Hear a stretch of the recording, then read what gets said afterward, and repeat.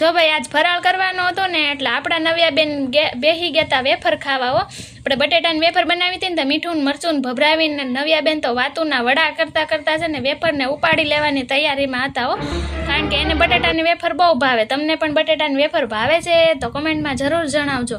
અને પછી ભાઈ નાનીના ઘરે જવાનું હતું ને એટલે જો આ બધું કપડાને થપ્પીને બધું તૈયાર કરીને ને રમકડા ને એવું બધું લઈને બેન બેસી ગયા હતા. અને બપોર થતા છે ને આપણે ફરાળી ભગવાનને જમાડી દીધું. કારણ કે આપણે રોટલા ખવડાવવાના નહોતા એટલે જો આપણે ફ્રૂટ દઈને ભગવાનને જમાડી દીધું ને કીધું જમી લેજો હા અને ખૂટવાડી દેજો બધું. અને પછી છે ને નવ્યાબેન બનાવ્યા હતા ટાવર. આવો ટાવર બ્લોકનો બનાવ્યો હતો અને દેખાડવા આવી ત્યાં તો ટાવર તૂટી ગયો. અને પછી કીધું કે કાંઈ નહીં આપણે ભરી લે. પછી આપણે નવ્યાબેન તો ભાઈ ભરી લીધું. અને પછી છે ને શાંત થતા આપણે પોગી ગયા હતા ગોળા ખાવા.